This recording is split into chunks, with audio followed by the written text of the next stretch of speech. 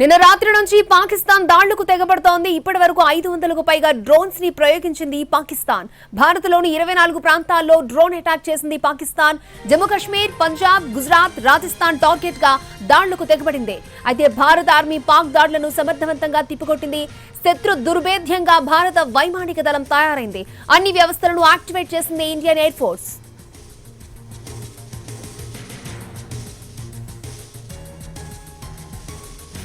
నిన్న రాత్రి నుంచి పాకిస్తాన్ దాళ్లకు తెగబడుతోంది. ఇప్పటి వరకు 500కు పైగా డ్రోన్లు ప్రయోగించింది పాకిస్తాన్.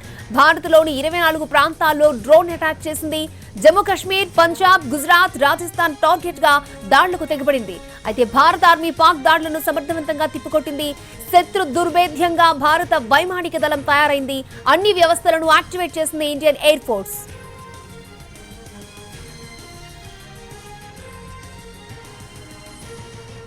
పంజాబ్ పై పాకిస్తాన్ డ్రోన్లు మిసైళ్లతో దాడులు చేస్తోంది. హోషియార్పూర్ లో పేలని ప్రొజెక్ట్ ను గుర్తించాయి భద్రతా దళాలు. దీనిపై పంజాబ్ పోలీసులు దర్యాప్తు చేపట్టారు. రైట్, పూర్తి డీటెయిల్స్ మా ప్రతినిధి రాధాకృష్ణ మనకు అందిస్తారు. రాధాకృష్ణ, అక్షయ, వరుసగా పాకిస్తాన్ డ్రోన్లను ప్రయోగిస్తున్న పరిస్థితి అయితే కనబడుతుంది. పంజాబ్ లో కూడా డ్రోన్లను ప్రయోగిస్తుంది. డ్రోన్లతో దాడి చేసే అవకాశం ఉందన్న నేపథ్యంలో ప్రస్తుతం ఇక్కడ కూడా భద్రతా దళాలు పూర్తి స్థాయిలో అలర్ట్ అయితే కావడం జరిగింది. హోషియార్పూర్ దగ్గర ఒక శకలాలను గుర్తించడం జరిగింది. అక్కడ ప్రయోగించినట్లుగా కూడా చెప్తున్నారు. దాన్ని ప్రస్తుతం బిఎస్ఎఫ్ తో పాటు పంజాబ్ పోలీసులు ఒకవైపు ఆరా తీస్తున్న ప్రయత్నం ఒకవైపు చేస్తున్నారు. మొత్తం 500కు పైగా కూడా క్షిపణులు ఇప్పటి వరకు ప్రయోగించింది. వాటన్నిటిని కూడా 5 రాష్ట్రాల వైపు టార్గెట్ చేసి ప్రయోగించినప్పటికీ మొత్తం భద్రతా దళాలు వాటన్నిటిని కూడా ఎక్కడికక్కడ గగనతలంలోనే పేల్చేసిన పరిస్థితులు చోటు చేసుకునే పరిస్థితి అయితే మనకు కనబడుతుంది. వరుసగా దాడులు చేయబోతుంది. మరి ఈ రోజు రాత్రి కూడా మళ్ళీ అదే విధంగా క్షిపణులను ప్రయోగిస్తుంది, డ్రోన్లను ప్రయోగిస్తుందన్న అంచనా మేరకు దానికి తగ్గట్టుగా భద్రతా బలగాలైతే సిద్ధంగా అవుతున్నాయి. ఎందుకంటే 5:30 తర్వాత కూడా మీడియా సమావేశం కూడా ఏర్పాటు చేస్తున్నారు కాబట్టి ఏం చెప్తారు అనేది ఒక ఉత్కంఠత ఒకవైపు కొనసాగుతుంది. మరొక వైపు ప్రజల్లో మాత్రం పానిక్ కాకుండా ఉండేందుకు అవసరమైన అవగాహన వాళ్ళల్లో కూడా కల్పిస్తున్నారు. ఎవరు కూడా పానిక్ కాకుండా ఉండేందుకు కూడా చూస్తున్నారు. అలాగే రెగ్యులర్ గా గత 2 రోజులుగా జరుగుతున్న బ్లాక్అవుట్ ఏదైతే ఉందో ఇవాళ కూడా సాయంత్రం 6 గంటల నుండి బ్లాక్అవుట్ జరగబోతుంది. అందరూ కూడా 6 గంటల లోపే ఇళ్లలోకి వెళ్లిపోయే విధంగా కూడా ఒకవైపు అధికారులు వాళ్ళకు చెప్తున్న పరిస్థితి అయితే మనకు కనబడుతుంది. మొత్తానికి భద్రతా బలగాలు పాకిస్తాన్ కి మాత్రం చుట్టం చూపిస్తారని మనం చెప్పుకోవచ్చు. వాళ్ళకి తావు దెబ్బతీస్తుందని మనం చెప్పుకునే పరిస్థితి అయితే వరుసగా కనబడుతూ ఉన్నాయి. అక్షయ్, అలాగే సరిహద్దుల్లో ఎప్పటికప్పుడు పాకిస్తాన్ బాంబ్ షెల్లింగ్ చేస్తోంది. వాటిని మనం చాలా సమర్థవంతంగా ఎదుర్కొంటూ ఉంటున్నాం. సో అన్ని త్రివిధ దళాలను కలుపుకుంటే కనుక మనం ఎంత స్ట్రాంగ్ గా ఉన్నామంటారు రాధాకృష్ణ? ఇప్పుడు మనం చూసాము డ్రోన్లను కూడా ప్రయోగించారు. అది కూడా నావీ మొదటిసారిగా ప్రయోగించిన పరిస్థితి.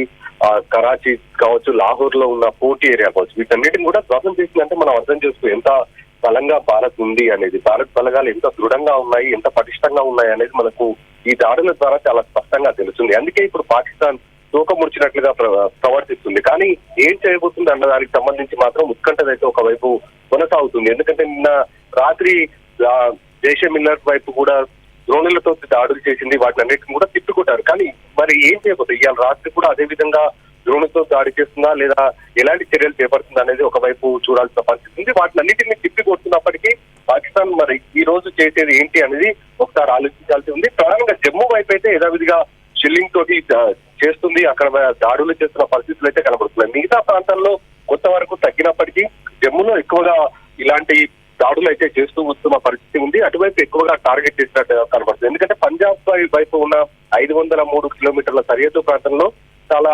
తక్కువగానే ఇప్పటి వరకు దాడులు చేసింది. ఎక్కడ కూడా ఈ ప్రాంతంలో దాడులు చేసిన సందర్భాలు లేవు. కానీ కేవలం జమ్మూ అయితే ఎక్కువగా టార్గెట్ చేసినట్టుగా మనకు తెలుస్తుంది. అటువైపే ఎక్కువగా దాడులు చేస్తుంది కాబట్టి భద్రతా బలగాలు అటువైపు సిద్ధంగా ఉన్నాయి. అటువైపు ఇప్పటికే మనం చూసాం కొన్ని ప్రాంతాల్లో ఎత్తైన కొండల ప్రాంతాల్లో వాళ్ళు పాకిస్తాన్ కి సంబంధించిన ఆర్మీ వాళ్ళు పెట్టుకున్న పోస్టులన్నింటిని కూడా ధ్వంసం చేశాయి. ఇప్పటికే చాలా వరకు ఇంకా మరికొన్ని పోస్టులను కూడా గుర్తించి వాటిని కూడా ధ్వంసం చేసే విధంగా ప్రయత్నం చేస్తున్నారు. ఎందుకంటే పూంచ్ సెక్టర్ లో ఉన్న ఎత్తైన కొండల నుంచి వీళ్ళు దాడులు చేస్తున్నట్లు కూడా గుర్తించారు. కాబట్టి అక్కడ ఉన్న కొన్ని పోస్టులను ఇప్పటికే ధ్వంసం చేశారు. ఇంకా కొన్ని పోస్టులను ధ్వంసం చేయాల్సి ఉంది. కాబట్టి ఈ రకంగా చూస్తే ఇటు నావీ కావచ్చు, ఎయిర్ ఫోర్స్ కావచ్చు, ఆర్మీకి సంబంధించిన వాళ్ళు ఇట్లా 3 త్రివిధ దళాలకు సంబంధించిన వాళ్ళందరూ కూడా చాలా పకడ్బందీగా పటిష్టంగా పాకిస్తాన్ ఎదుర్కొనేందుకు సిద్ధంగా ఉన్నారు. ఇప్పటికే నిరూపించారు కూడా ఏ విధంగా తాము తిప్పి కొడతాము. ఎందుకంటే చాలా వరకు ఇన్ని రోజుల నుండి ఓపికతోటి తాము ఉన్నాము, కానీ పాకిస్తాన్ మాత్రం ఎప్పటికప్పుడు రెచ్చగొడుతూనే ఉంది. ఎలాగైనా చివరికి గుణపాఠం చెప్పాలనుకుని నిన్న ఒక్కరోజు చేసిన ప్రయత్నంతో పాకిస్తాన్ తూకము వచ్చింది.